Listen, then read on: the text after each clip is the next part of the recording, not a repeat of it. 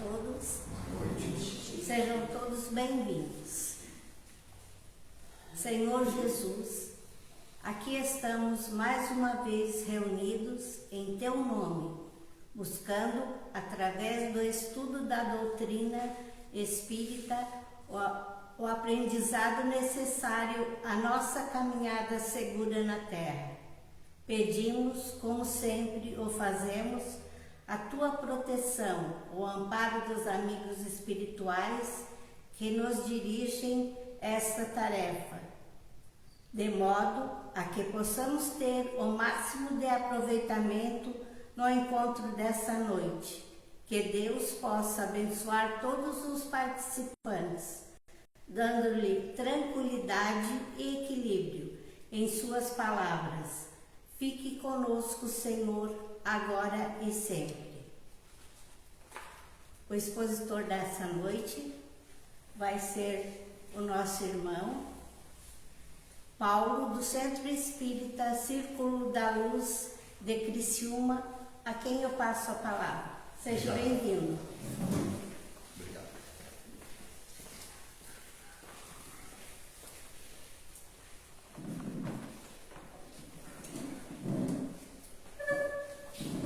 Senhoras, senhores, irmãos na fé espírita, boa noite a todos.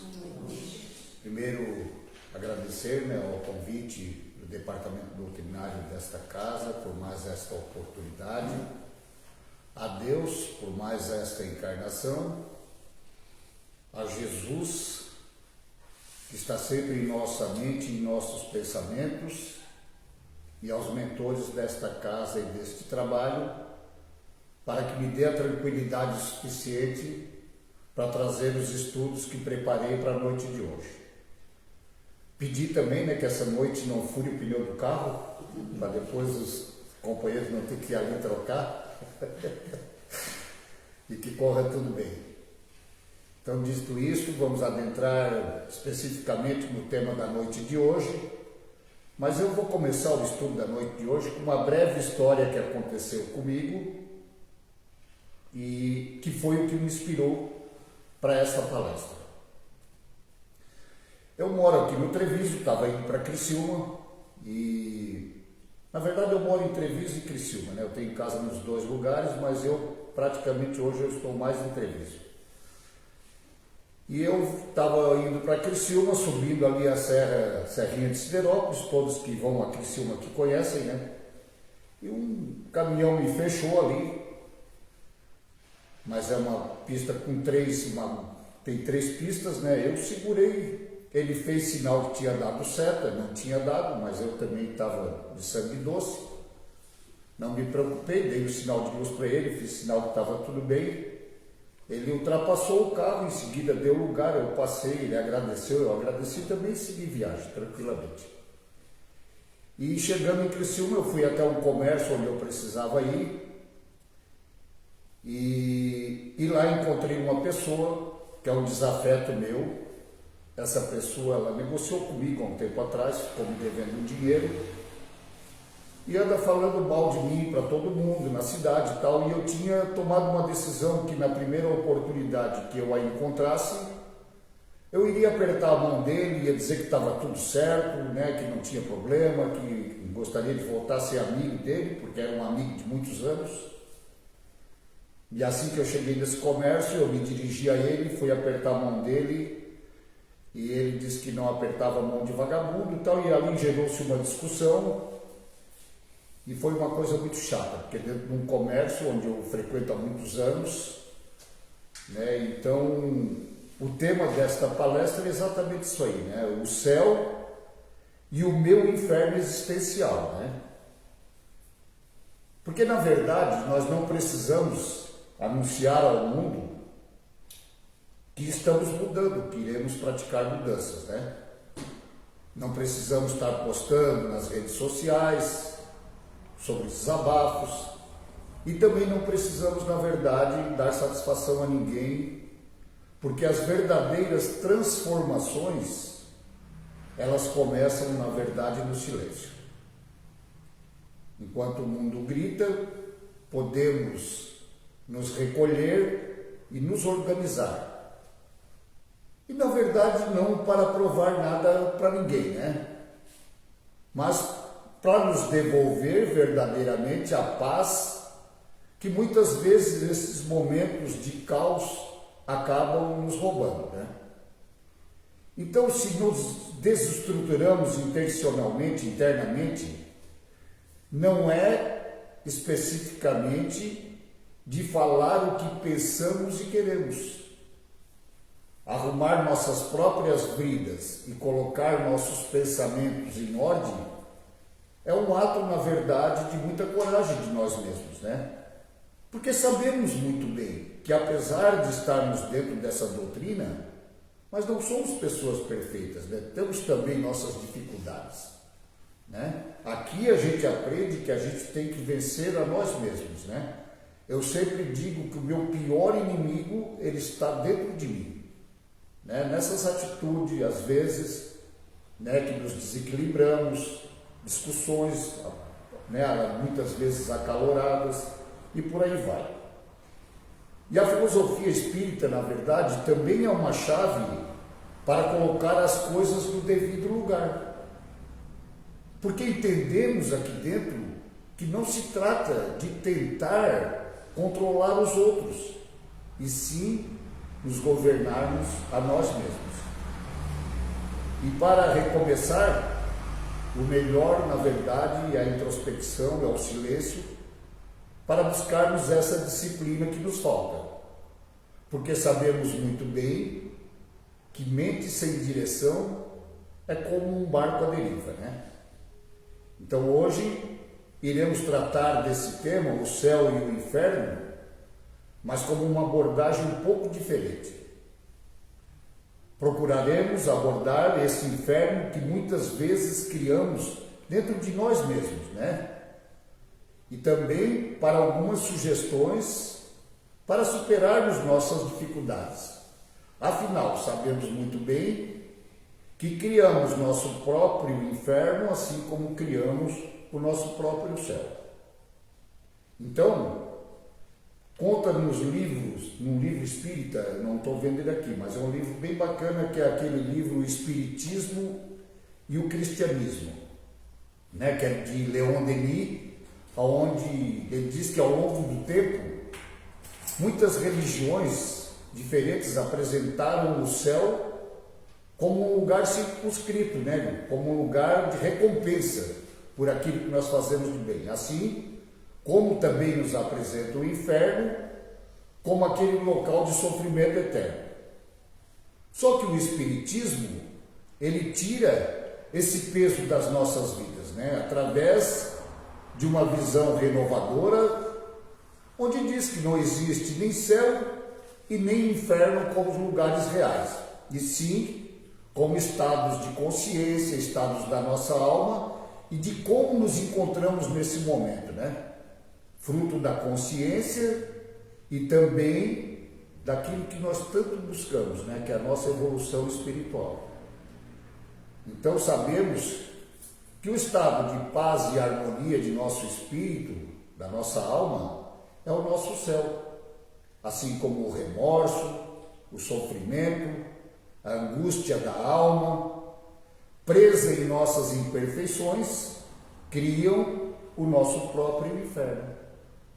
Podemos assim caminharmos a passos largos para chegarmos verdadeiramente ao nosso inferno pessoal. E aqui eu até bolei algumas dicas que é para nós alcançar esse inferno mais rápido, né? Que nós precisamos ter sucesso profissional, precisamos ser o melhor naquilo que fizemos, ter os cursos mais poderosos e mais possíveis, possuir vários cartões de crédito, de preferência com limite bem alto, um carro importado, mesmo que ele seja financiado em 60 vezes, roupas de marca e por aí vai, né? A roupa de marca até podemos abrir uma exceção, né? Podemos comprar uma roupinha lá na 25 de março e dizer que é de marca e que passa igual, não tem problema. Né? Tomar café de R$25, que hoje em Criciúma já tem, né, esses lugares onde tu vai lá tomar um cafezinho que custa R$ 25, o café é o mesmo. E poderíamos aqui ficar falando durante um longo período naquilo que às vezes criamos no nosso desejo pessoal e na nossa forma de viver para atingirmos realmente o verdadeiro inferno pessoal. E é impressionante, né, gente, como a maioria das pessoas, elas são incapazes de compreender a ligação entre aquilo que desejamos e aquilo que precisamos, e também aquilo que merecemos. Porque muitas oportunidades, muitas vezes, né, nós solicitamos uma coisa ao nosso Pai maior e aquilo não vem. E depois, com o passar do tempo, a gente vê que aquilo realmente, se tivesse vindo para nós, não teria sido tão bom como a gente pensava. Então, na verdade, essas pequenas lições iremos colocar aqui para refletirmos juntos. Merecemos, claro que merecemos, nossas realizações, nossos sonhos, proporcionalmente ao esforço que fazemos para alcançá-los, as competências que desenvolvemos para tal. E daí então precisamos fazer a conexão entre esses dois pontos. E então vem um ponto também importante. O esforço e a competência que precisamos ter precisa de tempo para desenvolver-se continuamente, porque sabemos que esta evolução ao qual buscamos dentro de uma casa espírita, ela não tem fim, é só o início, né? Eu costumo dizer que o Espiritismo é uma escola onde vamos frequentar e não vamos receber nenhum diploma, porque essa evolução ela tem que ser contínua.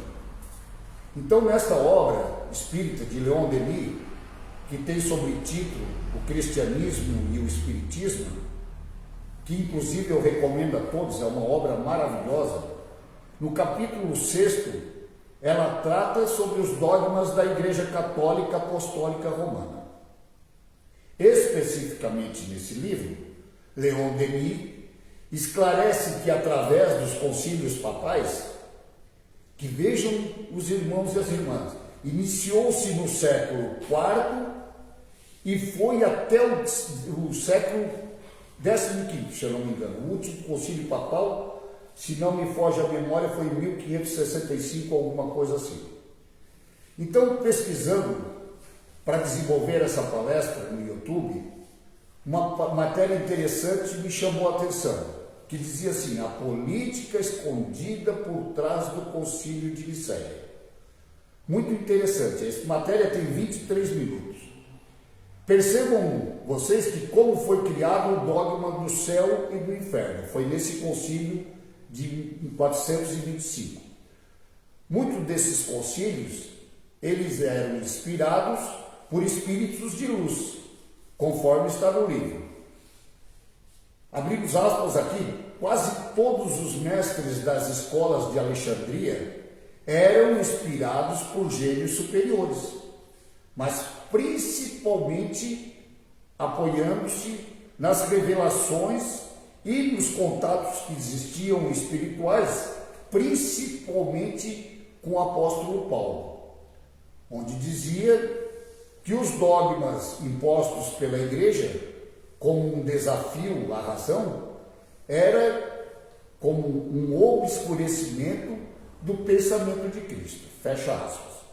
Então, esta posição, na verdade, ela tornava-se intolerável aos olhos da Igreja Católica Apostólica Romana, porque os heresiarcas entravam em conflitos nessas reuniões, pois não queriam que os ensinos neoplatônicos, aonde já Platão antes de Cristo nos orientava e nos dizia que todos nós teríamos que reencarnar em corpos diferentes para resgatar nossos erros das vidas atuais, e daí dessa forma então ir purificando-se com a dor.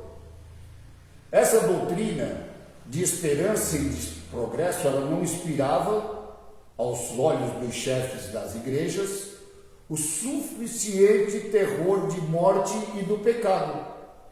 Não permitia firmar sobre bases sólidas as autoridades do sacerdócio.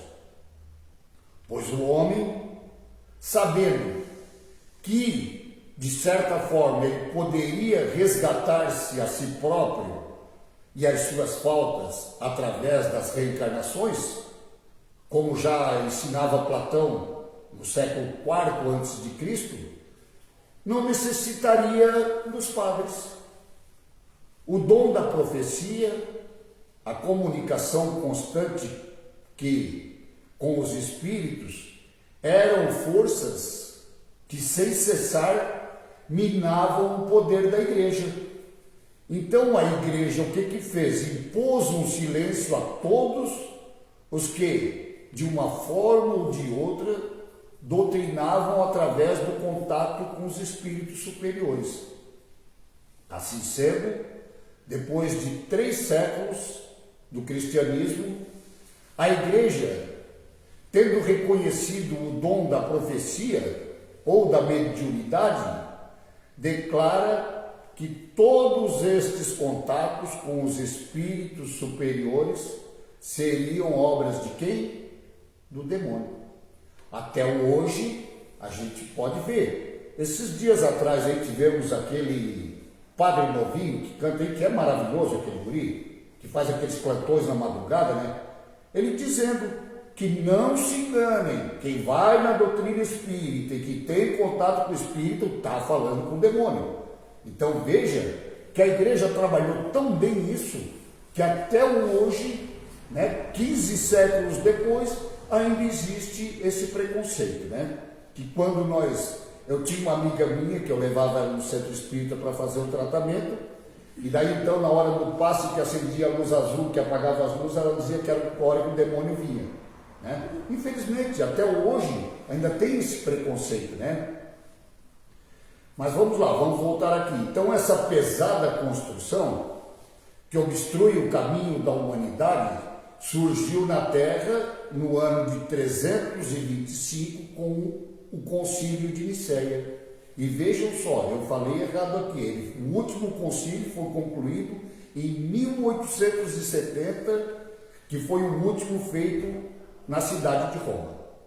Dessa maneira, a igreja tem por alicerce o pecado original e por coroamento a Imaculada Conceição.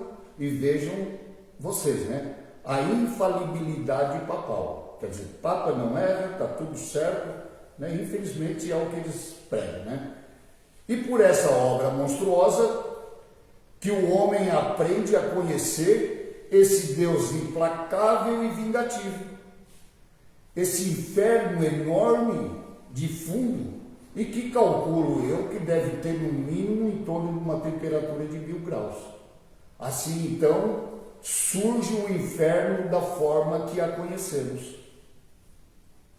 Só que no Evangelho segundo o Espiritismo, no capítulo 5º, na lição de número 18, que fala sobre o bem e o mal sofrer, quando Cristo diz: bem-aventurados os aflitos, que o reino dos céus lhes pertence, não se referia de modo geral aos que sofrem, visto que todos sofrem que estão aqui encarnados na terra, quer ocupem tronos, quer estejam dormindo sobre a calçada, que poucos sofrem bem, poucos compreendem que somente as provas bem suportadas podem sim nos conduzir ao reino de Deus.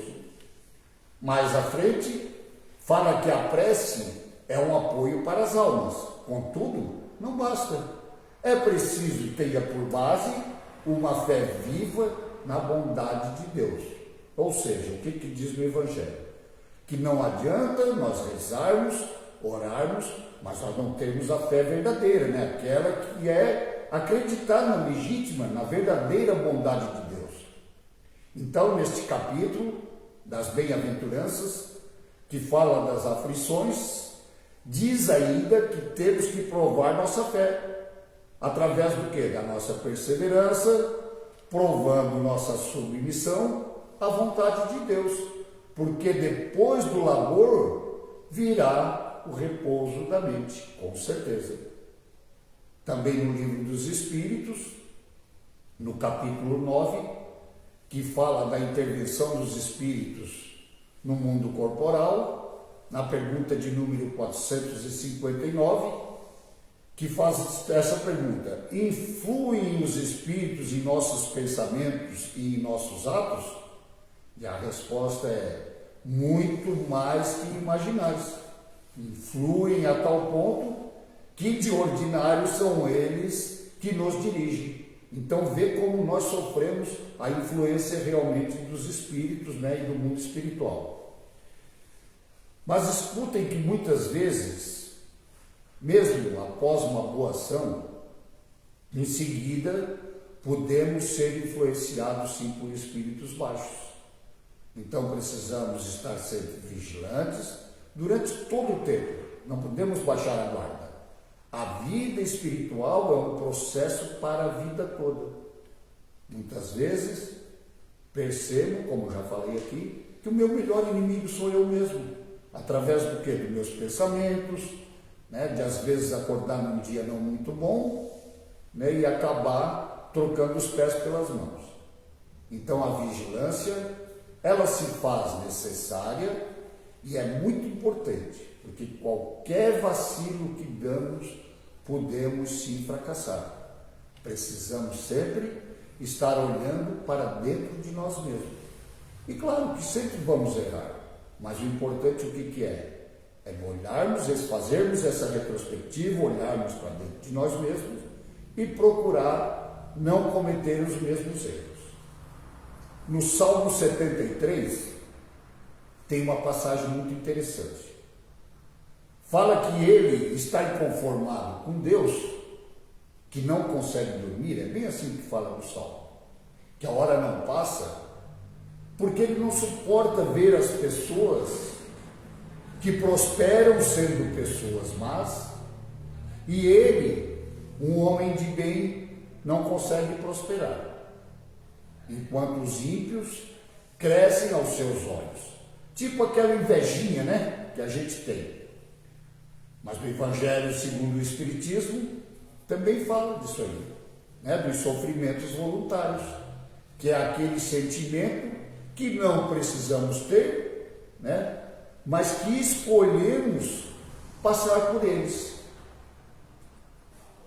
Charles Darwin esteve no Brasil em 1832 e conta o palestrante espírito Rosando Pinge que quando foi embora, Darwin disse que jamais voltaria ao Brasil, pois tinha passado por experiências terríveis aqui. O Brasil, nessa época, ainda era um país escravocrata, e tanto em Recife, onde ele tinha passado, quanto no Rio de Janeiro, viu pessoas, inclusive crianças, sendo maltratadas por pequenos erros cometidos.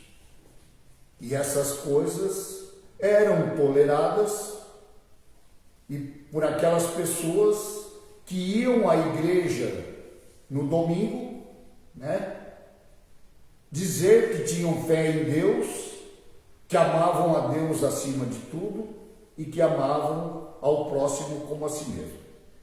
Se analisarmos, veremos que as coisas não mudaram muito. Quantas crianças jogadas às ruas, vendendo doces em sinaleiras, quantos dependentes químicos jogados às ruas. E a gente, na verdade, muitas vezes passa e acha que está tudo normal, né? Que faz parte do nosso dia a dia.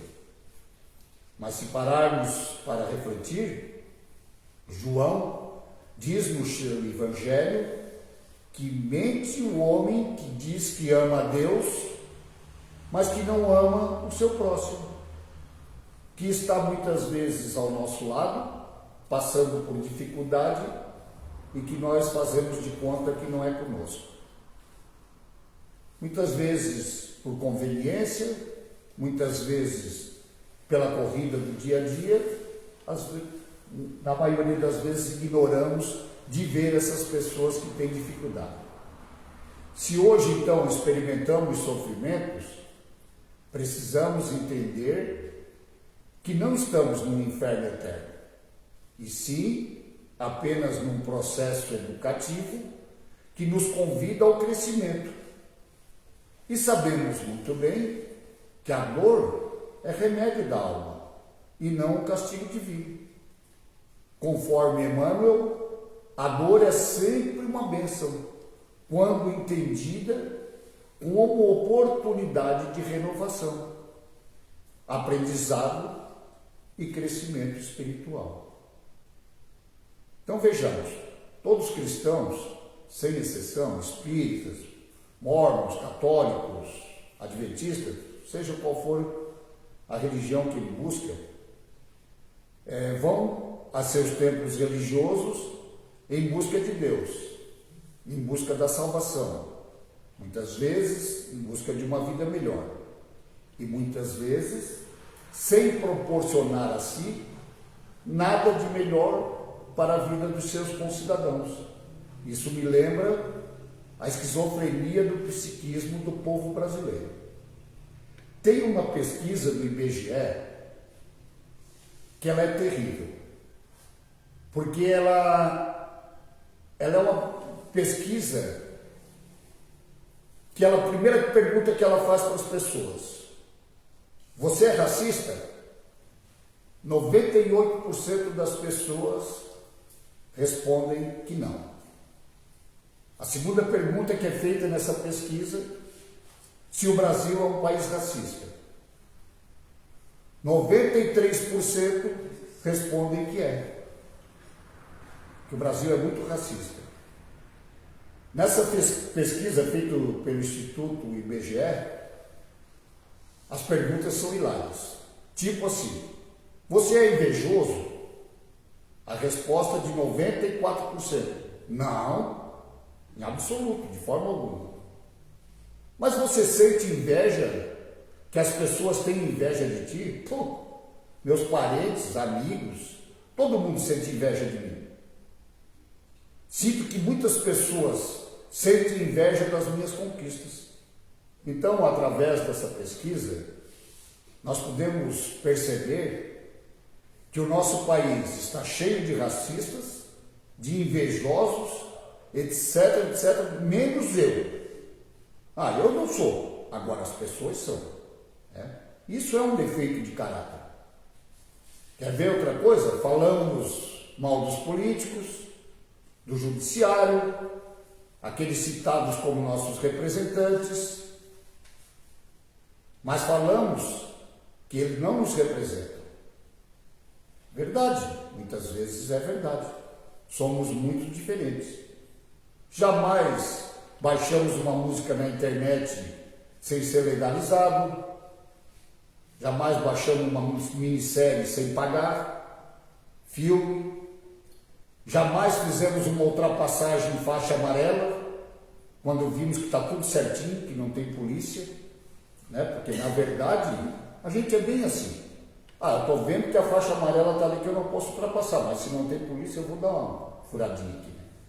Então, na verdade, costumo dizer que nós temos os mandatários que merecemos. Eu mesmo, quantas vezes já votei em político corrupto ou suspeito de corrupção, porque é meu amigo, não tem vergonha de dizer. Então, na verdade, quando paramos numa faixa dupla, ou estacionamos num lugar que não é permitido, só por um minutinho, precisamos ainda de muita evolução espiritual. Porque eu frequento uma outra irmandade, que também se trata de um programa espiritual, e lá aprendemos o seguinte: temos que ser espelho lá fora do que nós falamos aqui dentro. E o Espiritismo é a mesma coisa. Porque nós não podemos vir aqui, falar uma coisa e sair lá fora e agir de outra maneira. Então, Procuramos seguir essas orientações, não podemos viver num mundo de faz de conta. Óbvio que não somos perfeitos, mas temos que caminhar em direção a essa perfeição. Ou ao menos nos esforçar para sermos pessoas melhores. Gosto muito de falar sempre que estou à tribuna de uma casa, que o que conta na minha concepção perante Deus não é nem o quanto nós já evoluímos, mas sim o esforço que fazemos para superar essas más inclinações que temos. Isso conta muito perante Deus. Então, já se encaminhando para o final, vamos a algumas sugestões para construirmos o nosso céu interior. Praticar a caridade em todas as situações possíveis, e aqui quando falamos de caridade, não estamos falando especificamente da caridade material, né? De ir lá comprar uma cesta básica e entregar. Cultivar pensamentos elevados e vigiar contra sentimentos de ódio, de orgulho, de mágoa, ressentimento. Lembrar sempre do convite de Jesus de perdoar 70 vezes, 7 vezes. Viver com fé e esperança, pois cada esforço no bem nos aproxima da verdadeira felicidade. Porque se hoje experimentamos sofrimentos, não estamos naquele inferno eterno, e sim apenas passando por um processo educativo. Sabemos muito bem que a dor é remédio da alma e nunca castigo divino. Então, para encerrar, o céu e o inferno não estão fora de nós. Estão na nossa consciência, em nossa maneira de viver, naquilo que procuramos amar o nosso próximo e perdoar o nosso próximo, porque não somos perfeitos. Portanto, irmãos e irmãs, não temamos o inferno, mas sim o mal que ainda habita dentro de nós. Precisamos muito trabalhar para vencê-lo e construirmos o céu bem dentro da nossa alma, porque Jesus já afirmava que o verdadeiro reino dos céus está bem dentro de nós. Por isso, pensamos nisso. Agradeço a atenção de todos, os irmãos e as irmãs aqui presentes. Desejo que todos tenham uma ótima noite, um ótimo retorno às suas casas. Agradeço pela atenção, uma boa noite a todos e muito obrigado.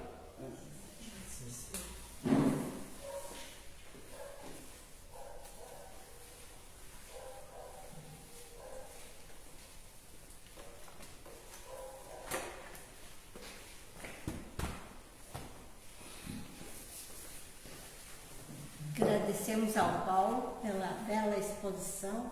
Volte sempre que puder.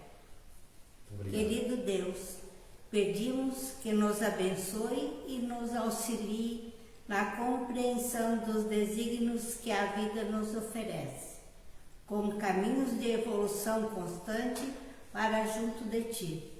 Faça com que possamos compreender cada vez melhor o centro de ensinamento de Jesus, seja no seu testemunho de vida, seja em seus ensinamentos, que aprendamos a amar sempre, e que este amor possa modificar-nos gradativamente para melhor. Em nome de Jesus, Pai, Te oferecemos nosso louvor e nossos corações, que assim seja. Agora passamos para o passe. A sua luz que